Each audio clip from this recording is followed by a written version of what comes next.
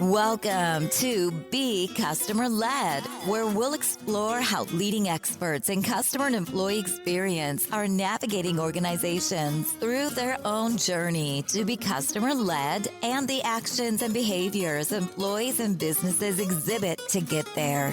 And now, your host, Bill Staikos.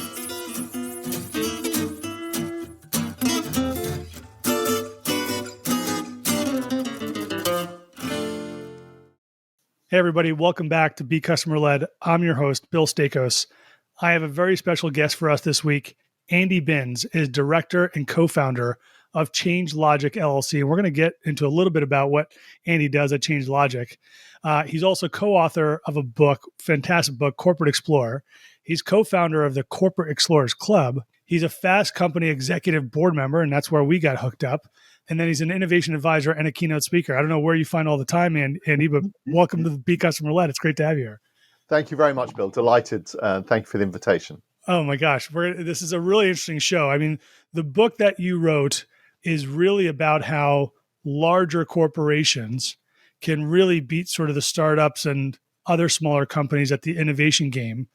Really important topic, but also just the way you laid out the book was fantastic. And for those who are listening, go out and go buy the book. And we're going to get into parts of the book because there's some really interesting things I want to dig in on.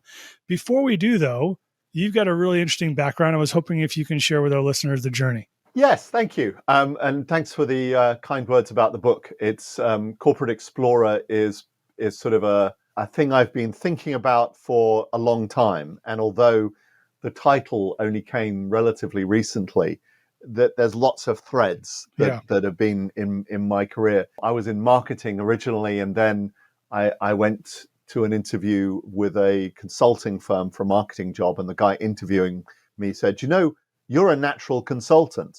I'm like, what's one of those?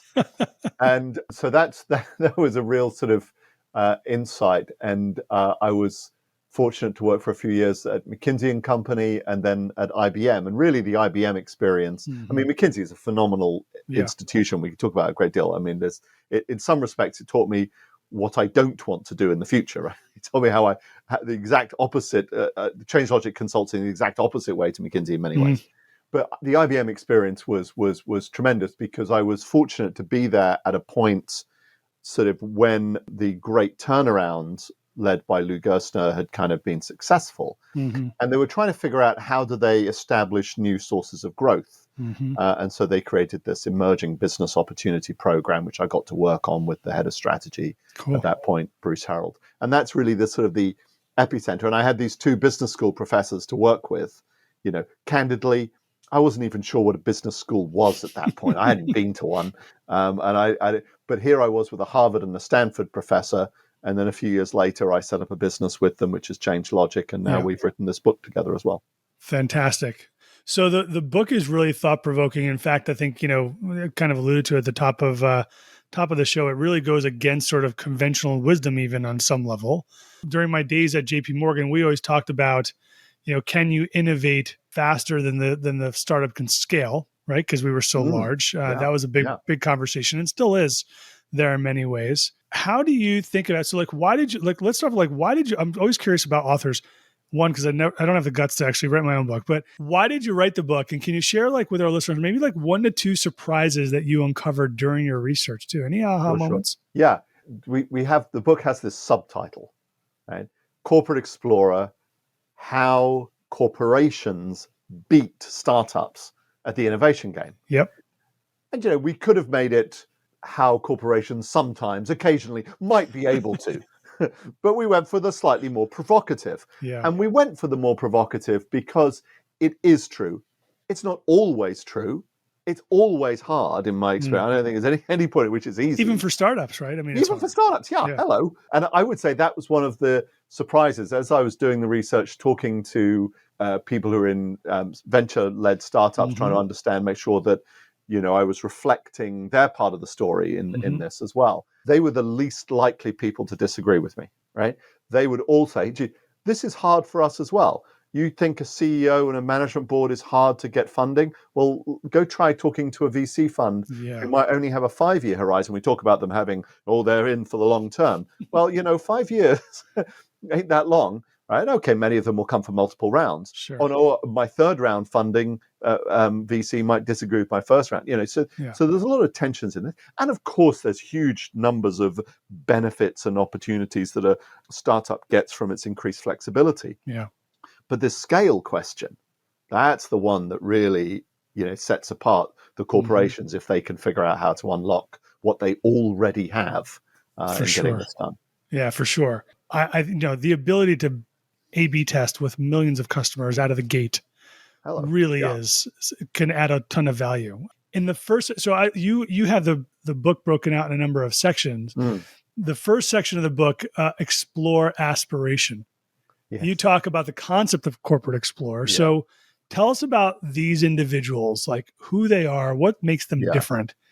And as a leader of teams, even, Andy, I'm always looking out for these types in my group, in my organization, right? Because how do I make sure that we're motivating these individuals, we're giving them the flexibility to flex the corporate explorer muscle, so to speak. So I'm curious, like, how do you define it, and what do they look like typically? Yeah. So let me start a little bit further back to answer that, because I think there's a piece of the context as to who they are in a corporation that's important, because we know that it's hard to do this in large corporations, and there's this long list of companies that have suffered from disruption and disappeared, or gone into bankruptcy. Kodak, Polaroid, Nokia, Blockbuster. The list goes on. You know the story, right? So we know, and when we look at them, mostly it is not because they didn't have the innovation. Netflix offered themselves for sale to Blockbuster.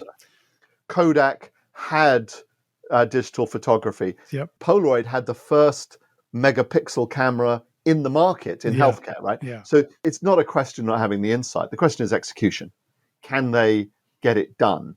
And so one of the things is that they're not listening, right? Is that they're not listening to what they've got. They're not listening to the opportunity, they're not valuing it. And that's what the corporate explorer does, is the really good corporate explorers sort of puncture that bubble. Candidly, leadership teams very often have around their business that makes them believe it'll just continue and continue and continue. And they do this with an insight, and they must be customer led, in my view, to really do this. Yes, there are technology led startups within corporations as well. We should talk about that some. What I feature in the book, what we feature in the book, is the story of people who are grabbed by a passion. They see something in the world that they think should be different, just like an entrepreneur would. And in a way, what's different is that they're transforming an industry they're already a part of. So an example of this would be the example we start with of Christian Kurtisch at the Austrian insurance company. Right? It's a fascinating story that you brought up. I wasn't familiar with it until I read it. Incredible. And Christian is this awesome guy, humble, smart as hell. Really, really been a long time insurance company executive, and he's managing the Hungarian business of this European multi-billion-dollar insurance company. And Hungary's not a very large country. It's not Hungary, but it's not huge, right? And so for him to go to the CEO, which through a series of steps he gets to the CEO with this radical concept that says everything you think about your business is wrong. You don't need, and he actually has this chart where he has a tower, an office tower. This is the insurance company today, and next to it he has this little tiny, one single story building. This is how many people I need to replicate it today, right? Because technology, business models and such. You don't need all of these folks over here in this big and all of the cost that goes with it, if you're really trying to solve the customer's problem rather than just perpetuate the existence of the insurance company. And he's fortunate. His CEO says, this is like a nuclear bomb underneath our industry, and we've got to do it. And this is the story. It's of leaders with a passion, driven by an insight, with the skill to tell the story and get the attention that they need in order to get started.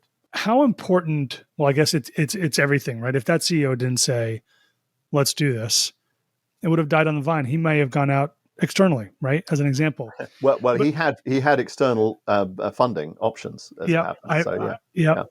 yeah. The point around being a very tech forward business, maybe we can call it.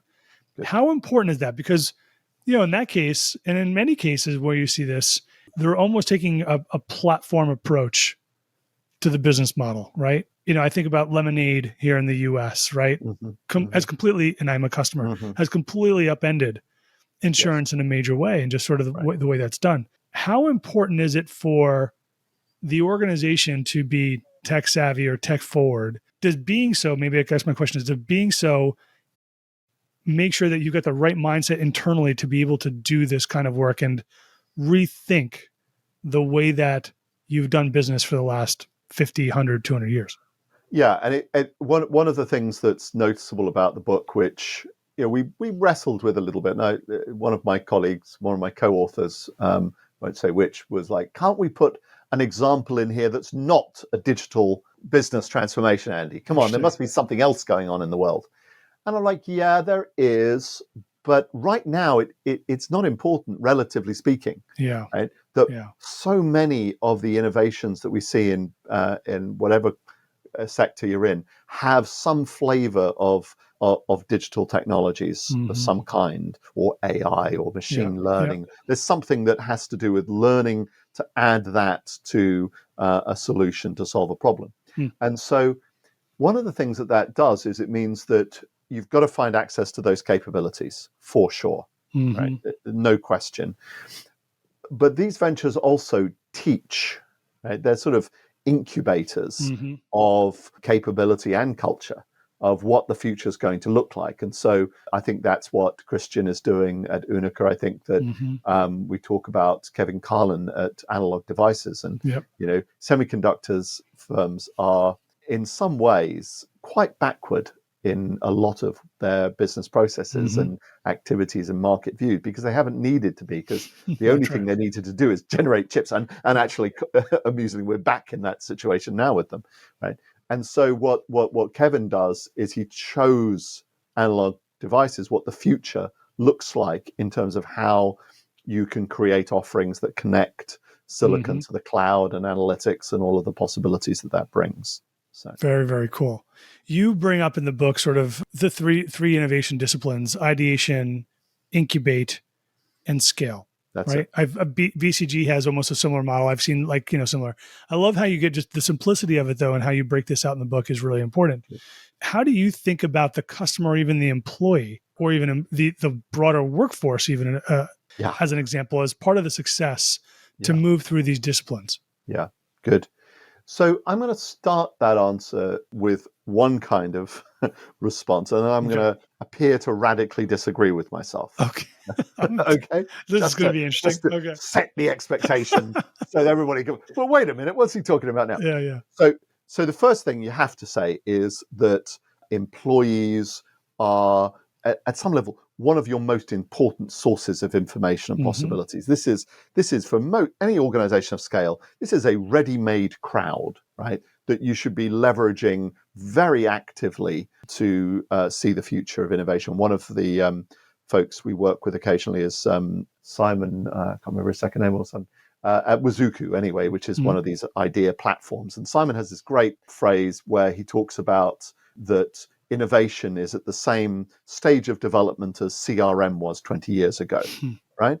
And that at some point we will be able to aggregate information about all of the ideas that we've ever had or ever tested or experimented with.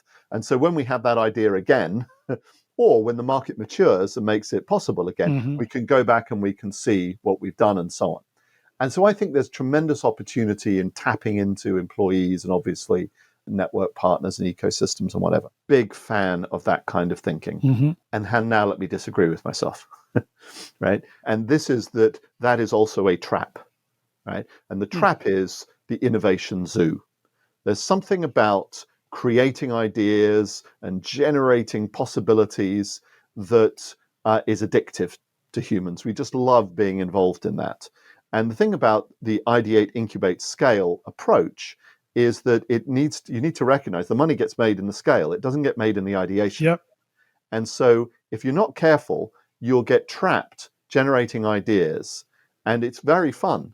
It's time consuming, and it's risk free because you don't really have, relatively speaking, you don't have to spend very much money on it. Yeah. So the trick is to think about how you do ideation in a way that is focused towards things that you want to do, that you want to invest in. So we talk in the book, as you point out, about having an ambition, having a really clear sort of compelling strategic ambition. The one I like best is MasterCard under Ajay Banga, right? The financial services guy, you know who he is. And he's like, we want to wage a war on cash. And I want to convert 85% of those transactions to our business, right? So he's giving me an ambition that's really compelling, but also I've got something I can anchor it in terms of knowing what I've got to achieve. And so then where can I achieve that? You've got to frame up what are the hunting zones where I'm going to hunt to realize that ambition. And that narrows the space. It bounds your innovation. And then I'll come to my crowd and I'll say, okay, crowd, what are the customer problems that really matter? Or here are the customer problems we see in the hunting zone. How would you solve them? What's your insight? Then you can use that employee energy, the customer energy, the ecosystem energy to a more directed purpose, I think. So I want to come back to the three disciplines, but I have a follow-up question for you, because there are a lot of platforms out there that are, crowdsourcing innovation across your workforce. Fantastic platforms. I've used them in the past. But if I take it back to what you just said, though, right, where you've got people kind of voting up ideas as an example, do you get out of that trap, or do you need to be both crowdsourcing plus focused to really be able to tease out the best ideas that will have the most impact? Because oftentimes it's, what ideas do you have to improve communication, whatever that means, or what ideas do you have to improve our business? And you get the salad in the lunchroom isn't so good, to very, very big, obviously there are employees, great employees everywhere, who have wonderful ideas that can get voted up, but sometimes also can get kind of drowned out. So do you have to do both to really tap into your workforce? So for me, it's about being focused. I think there's another dimension of employee engagement, and there's a different objective you might pursue for motivation and so on. But even then, I want to make sure things happen, right? Because it's just having a point of view is nothing motivating, right? It's got to happen here. Yeah. But so and there's another way I can point to where I feel that this question of being sort of objective led, not pipeline led. This is a distinction somebody drew the other day in an article I read. I think this captures what we're saying exactly, right?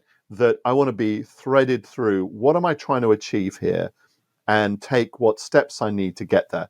In scale, you have the same story, right? In scaling, for me, people wait too long before they think about how they're going to scale a new venture. I want to know right up front, what's your hypothesis for what's this going to look like? And where are you going to get access to customers? How are you going to get access to capabilities? How are you going to get access to capacity to bring this to scale? And I want to know that now, because I may need to buy some pretty big stuff, right? Again, use your balance sheet is a key part of a corporate scaling plan to make that happen. Really interesting. So on the three disciplines, my question is, how do you know when you're ready to move to the next discipline? Like, are there any kind of tells in there that you kind of see? Good. I think that the shift from ideation to incubation comes about when you've got evidence that you've got a customer problem, that there is a sort of the qualitative answer, that what the design thinking people talk about of desirability, right? You've got evidence of desirability, and you've got some quantification that solving that problem is and it's that feasible. And you've got at least some notions of feasibility and whatever the other ones come from, because you want to be able to then frame up a business design or business model hypothesis, and that's what you're going to test. And one of the things I see people do is go to incubation too quickly without having articulated what it is that they're testing as a business, right? So what's the problem? Why have we got the most compelling answer to that problem? How are we going to make money? Who are the potential partners within this? Why would we be differentiated versus others? You need those things stated, even if you don't know you're right, especially if you don't know you're right. Right? This is just a straight lift from the scientific method, right? Yep. Scientists start with hypotheses. They test out whether something's going to work, right? And so that's the first tip. If you can frame up your business design with clarity on a customer problem and you've got enough by way of the quality of answer, then you can move to incubation. The tip from incubation into scaling is much harder, unquestionably much harder. The textbook answer is you validated all of these hypotheses. Well, that's not necessarily the way it plays out, right? The reality is there's a judgment, which is you validated enough to give you or to give your investor sufficient confidence that it's worth the next step, and that you never really stop experimenting.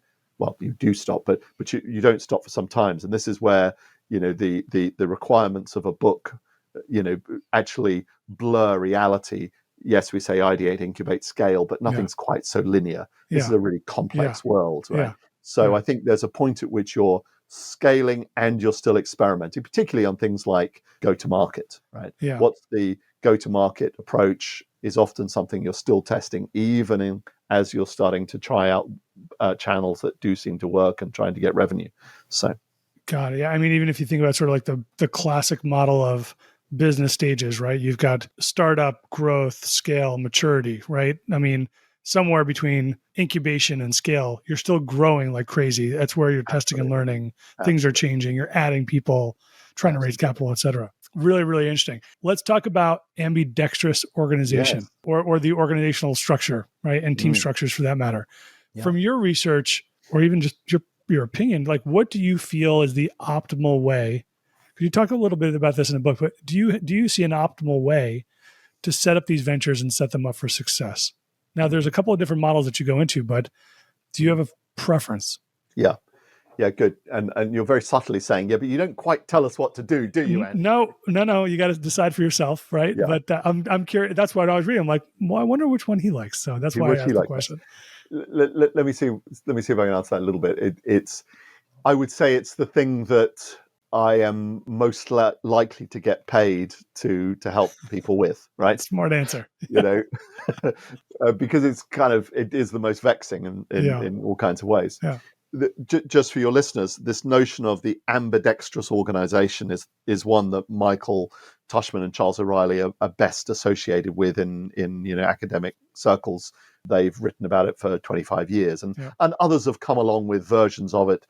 There are people who talk about dual strategies and dual transformations. It's the same thing. They just borrowed it from ambidextrous organization. And to be fair, Michael and Charles took it from others in the past who talked about core and explore and exploit and all the rest of it. So, and the basic principle I boil down to three things. Firstly, that it's an organization with a shared ambition.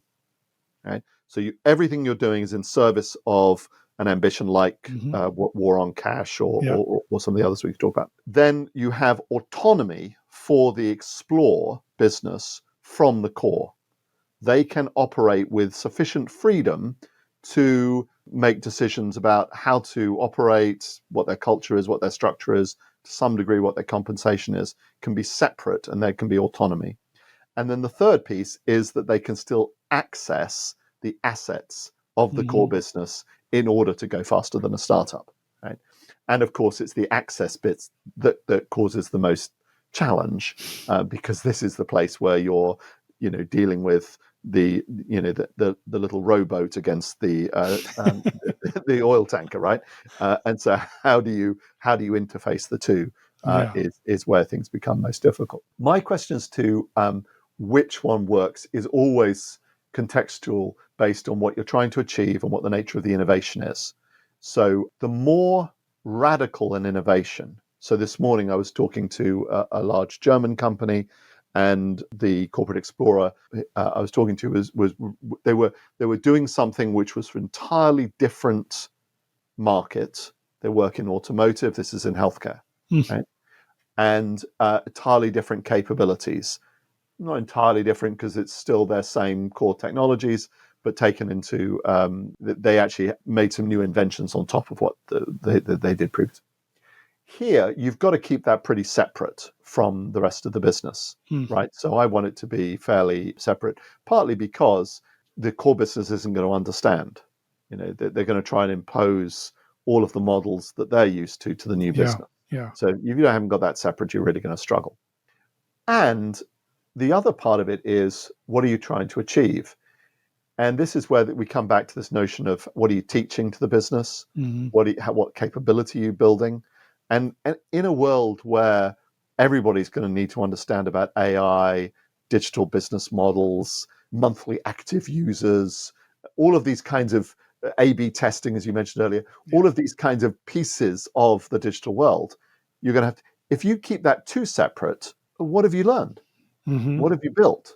Right? So for me, the separate, but not so separate that it isn't able to teach the rest of the business these things, and that it has sufficient alignment to the business that it's going to be able to carry on using its assets to go faster. So that means that the sales team is going to play a role. That's often a great asset.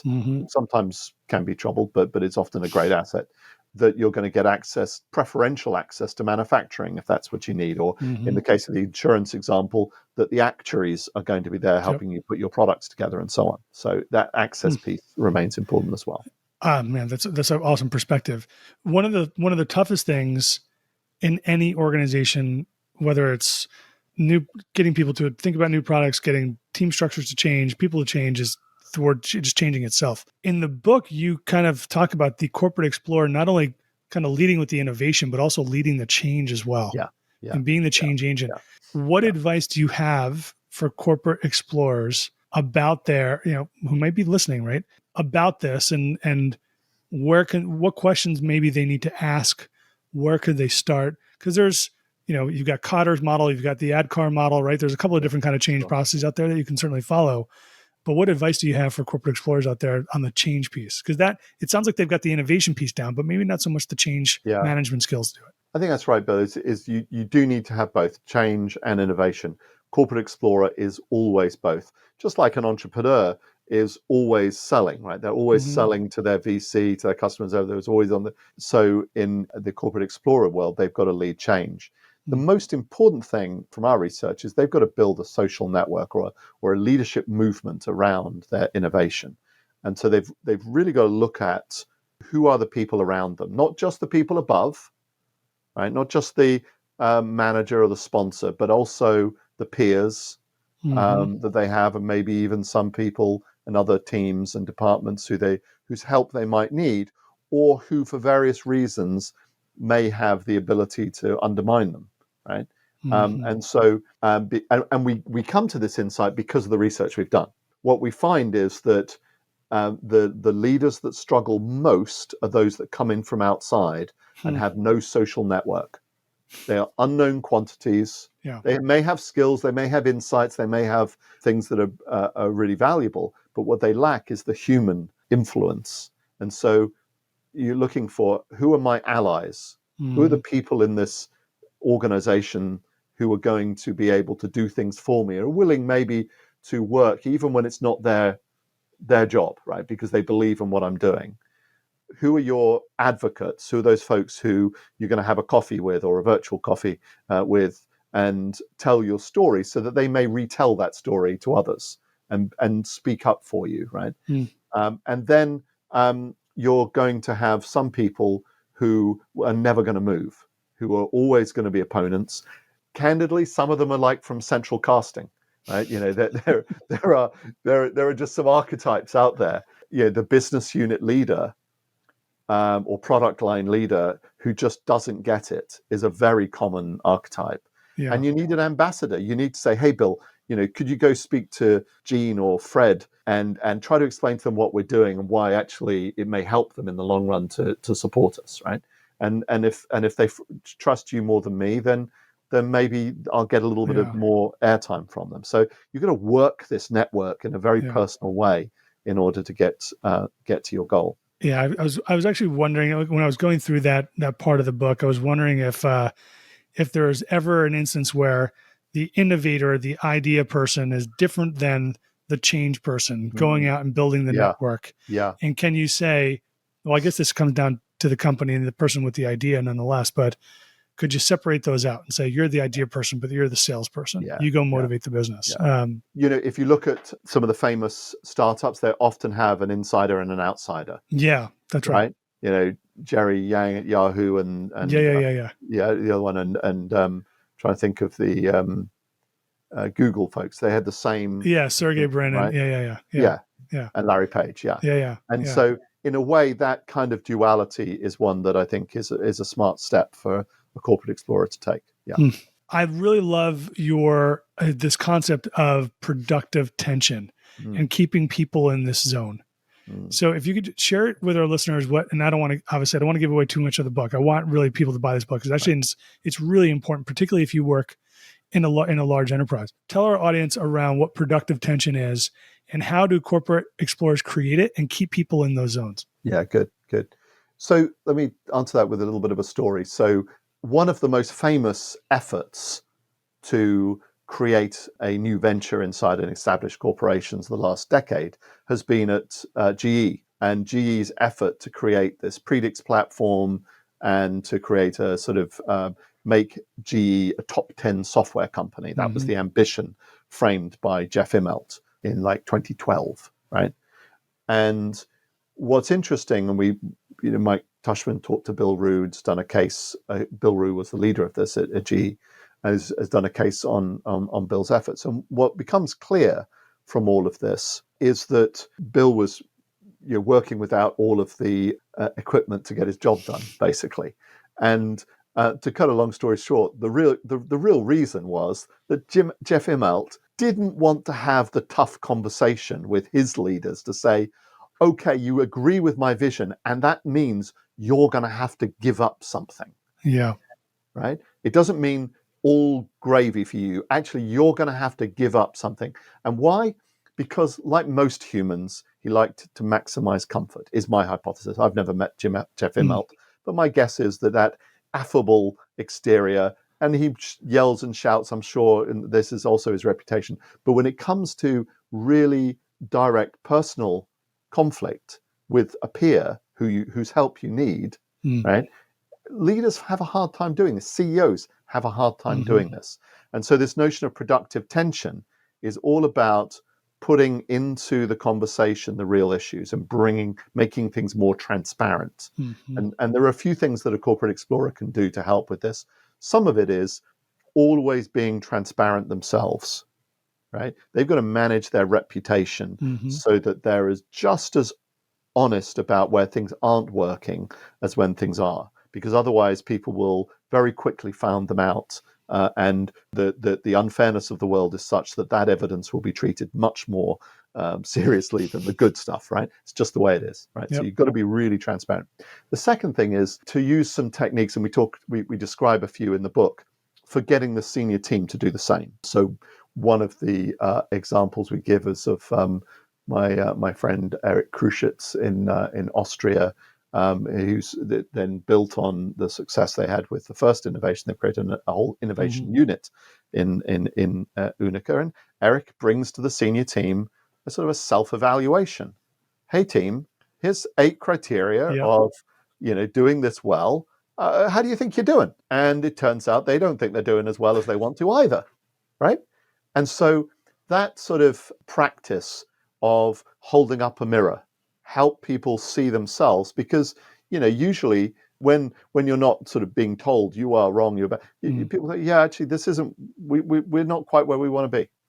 Let's figure out how to get better. Yeah. And I think one of the things I really feel I'd like people to take from this book is that the senior team, the CEO, that archetypal central casting business unit manager, right? They're not making a bad decision. They're not making an irrational or ill-intentioned decision when they make judgments that are against innovation or exploit. They're just playing their role, and they're doing their best job. And these things are hard, right? And you've got to help figure your way through the sort of the competing commitments to sustaining what we have versus creating something new. And that's the job of the Corporate Explorer. So it's funny, when I was going through this book, I was hearkening back to the mid 1990s when the internet was really coming to the fore. Yes. And I actually was having a conversation, and on this show, actually, the show hasn't been published, but she was the first chief innovation officer for Top 3 Bank. The conversation she was having, people are like, why should I change? Why is the internet important to me? Right now, around this time, you have AI, machine learning. Yes. And I was thinking the next 10 years, metaverse and just opportunities to innovate, particularly if you're a large organization, because you do have that scale to be able to test and learn and really get that new platform for engaging your customers in different ways and innovating your business in different ways. How important that must be. And I'm really excited to see the Corporate Explorers kind of diving into that space and what we will see over the next 10 years as an example. I think that's right. And one of the things we're trying to do here is speak to something that's changing. Corporate Explorers have been around for decades. I can take you back to the 1960s and the creation of the ATM machine by the 300-year-old company De La Rue, right? Yeah. But recently, the last 10, 15 years, people have got that there's no option other than to do this for the reasons you state. We've looked at the past. We see the disruption threat. We see the world changing even faster. We've got to get on board with it. We've got to figure out how to do this. This is no longer optional. And those who don't will get left behind. I wonder if you can create a recruiting strategy around Corporate Explorers. Yes. That could be actually an interesting differentiator for your company. Andy, your book was really inspirational for me. I hope that our listeners do go out, and I'm sure they'll get inspiration. Where do you go for inspiration? I'm curious. Where do I go for inspiration?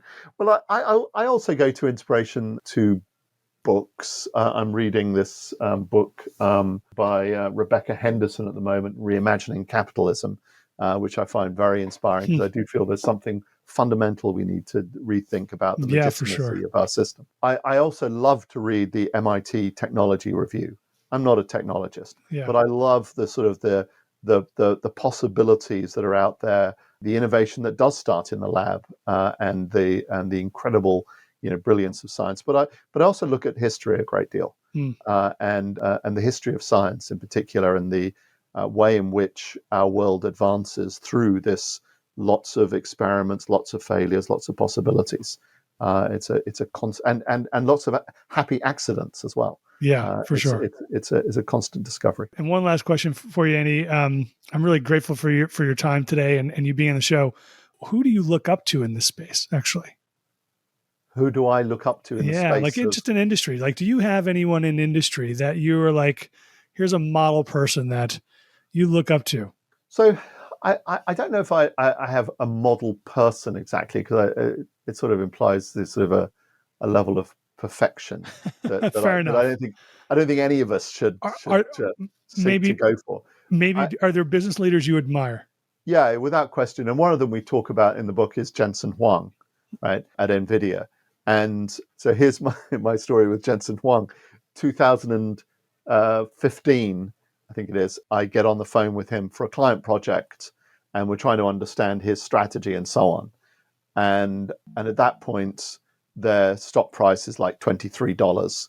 And I listen to him, and he's telling me, and I describe the conversation in the book, and he's telling me about this strategy he has and the insight and the vision and the rest of it. And wow, this guy's amazing. Put down the phone, and the client CFO is with us, and he says, yeah, but his stock's in the toilet. It's gone up 8,000% since, and I bought none of it. I bet the CFO bought a ton of it incidentally, because he's much smarter than I am. I do find him very inspirational because of his capacity to see stuff, to commit.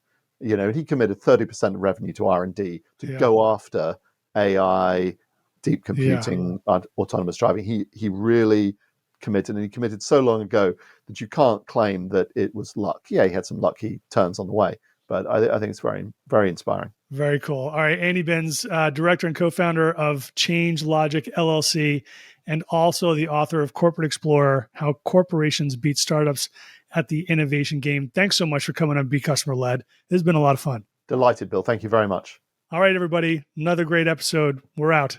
Talk to you soon, Thanks everyone. for listening to Be Customer Led with Bill Staikos. We are grateful to our audience for the gift of their time. Be sure to visit us at becustomerled.com for more episodes. Leave us feedback on how we're doing or tell us what you want to hear more about. Until next time, we're out.